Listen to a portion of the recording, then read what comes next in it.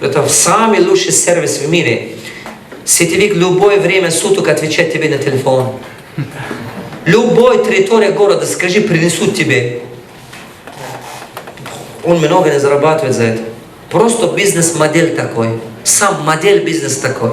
Поэтому не игнорируйте, учитесь лучше. Пожалуйста, еще один вопрос.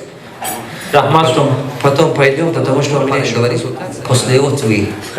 Да. Салам алейкум всем. Я учусь в 11 классе. Да. И мой вопрос таков. Вот, я знаю немецкий язык, и в феврале 2020 года у меня начнется учеба в Германии. И нет, это не был вопрос. Вопрос был это.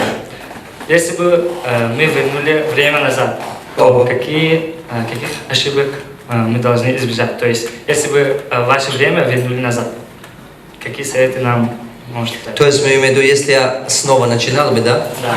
Что я не делал бы, имеешь в виду? Нет, что сделали бы? Что для сделал? нас совет дайте для молодежи. Если меня будут в твоем годе, Да. я первым делом найду наставника. Я первым делом, честное слово, я попрошу своих родителей дать мне немножко капитала, если они у них есть.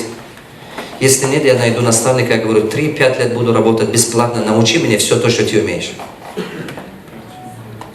Понимаете? Я тут работаю в Самовке, в Жанде. Послушай, ты мне этот вопрос дал, теперь уметь послушать. Да. Понимаешь, я первым делом так делал бы. Если денег нет у меня, я подошел бы и сказал, 3-5 лет буду работать бесплатно. Научи меня все то, что ты умеешь. Я экономил бы кучу года своей жизни.